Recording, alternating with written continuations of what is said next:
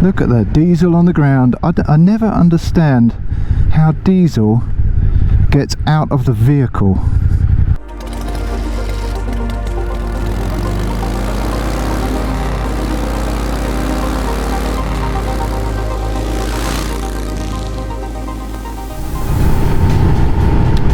Well, hey there YouTube biker people, and a happy new year to you all. This is the Tall Biker here. I'm on an unexpected cheeky little ride today on the Suzuki SV650. This is a 2017 model. Now I know this isn't the latest bike in the world with the latest tech or anything of the sort, but this is still a great little bike. You can commute on it, you can have fun on it. It's a really just good general bike that's got a good amount of power, handles really nice, sounds really good, and you know, it can get you to work, and it can give you a bit of fun at the weekends, and it's good on fuel as well, which is, you know, especially these days, fuel prices and environmental stuff, you know, a key point to sort of consider when getting a bike or any vehicle, to be honest. You know, so a bike is a way that you can, you know, cut your travel time and cut your fuel bill and actually have a lot more fun than sitting in a car a lot of the time, unless the weather's rubbish. But at the moment it's a weirdly warm December. Now, like I say, it's not the newest bike in the world at all. It's the design is back from the, it's been changed throughout the years, but it's essentially, you know, a bike from the late 90s, but it has been updated along the way. Come on, sometimes simple is the way to go, because bikes these days are getting really quite complex and quite expensive. But you can pick up one of these, I suppose brand new, they're for about 6.5, and second hand you can pick up one for sort of late 3s, early 4,000 pounds worth, English pounds. It's not the cheapest in the world, but you get a real solid good bike for your money. I think the weight is around the 200 mark, 200 kilograms. It feels very flickable and light to ride, and the seat is really quite low.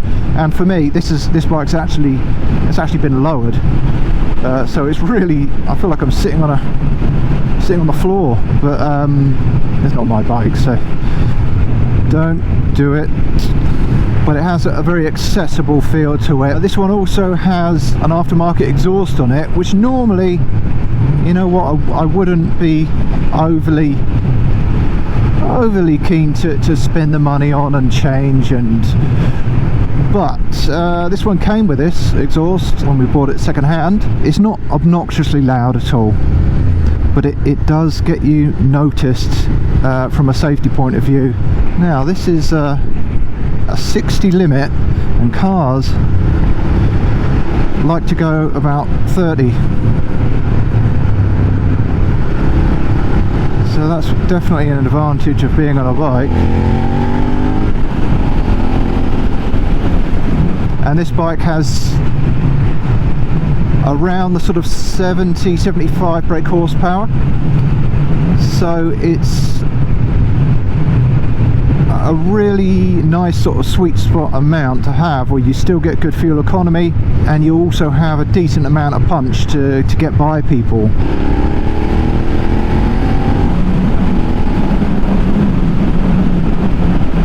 I don't quite know if you can get through or not. The brakes are kind of a standard affair really, they're not radially mounted. They were upgraded on a later model of this bike, but this still has the older version of the brakes. They're okay, they're nothing super special, but they get you stopped.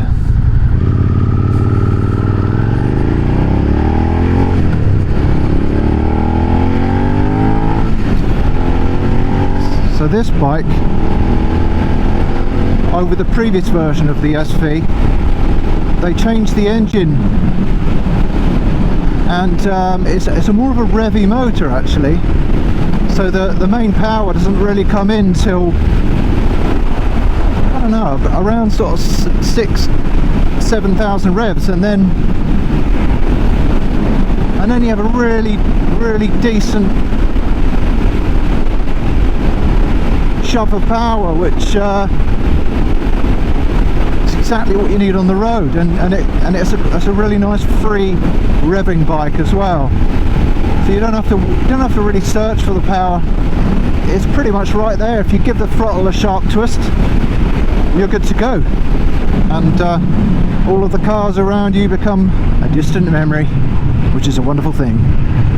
Back to fuel economy, it's reading around 59 to the gallon at the moment, but that has done some sort of short journeys, but on a run this will return a good sort of 70 to 75 mpg UK.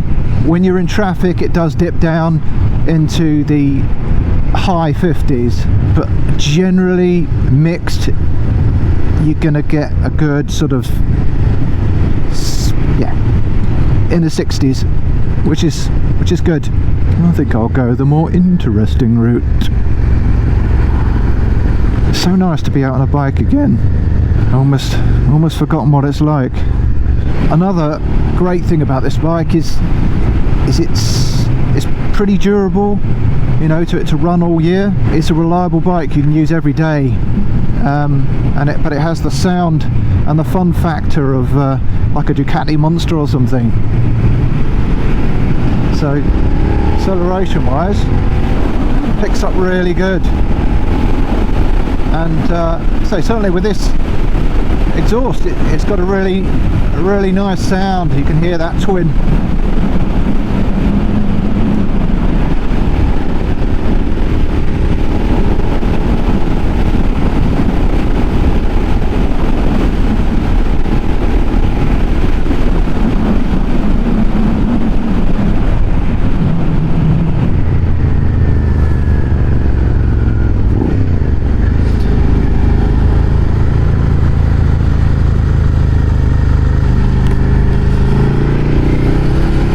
Roads are a little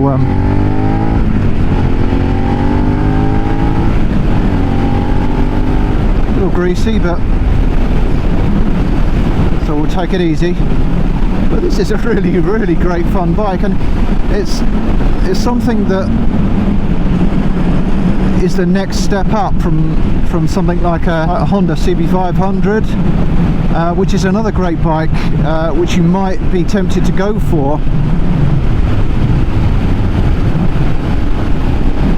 if you've just passed your tests.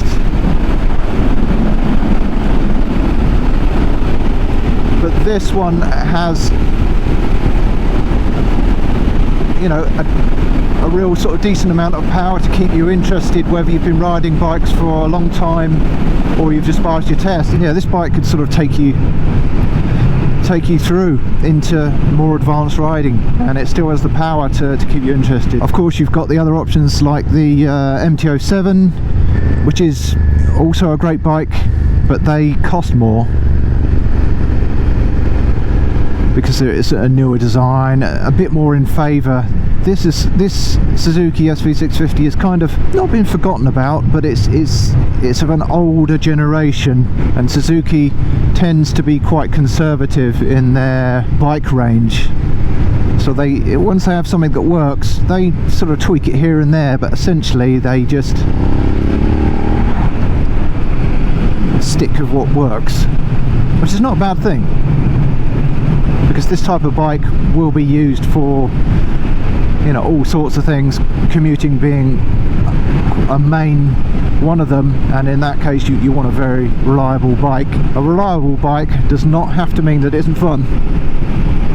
Back to fuel economy, I've not been holding back really. I've been giving it a bit of a twist when the opportunity arises, and it was around 50, it was reading about 58, 59 to the gallon earlier on, and you get on the open road, we're already at 65.5 and going up. So having that kind of performance and fun on a kind of a naked generic commuter bike that sounds like this, that handles like this, I think if you have not ridden one of these, you're missing out, because so I've been used to all sorts of the newer bikes and more powerful bikes, but I always have a soft spot for this one, and having ridden it now, I haven't ridden one of these for a little while, I see why. Now the suspension, it's to a budget, but it does the job well. It's not too harsh. You hit a real sharp bump and it does kind of boing me out the seat a little bit, but this bike has been lowered, so the travel is not kind of standard, but still handles sharp. Nice. The gearbox is nice and slick, which only adds to the pure rideability of this. It's really rewarding to just go through the gears. There's no quick shifter, there's nothing fancy electronic wise on this bike, and you don't miss it. It feels like an old school bike with none of the drawbacks of an old bike. The seat on this, it is comfortable, but I don't know for how long. I mean, I don't know, I guess why they've really scooped a lot of the padding out, and I know that's to make it more accessible for smaller riders, so it doesn't apply to me. To me, it sort of makes the bike a little too low, and once you've been on the bike for a bit, I think you might start to fidget around, because there ain't a great deal of padding on the seat.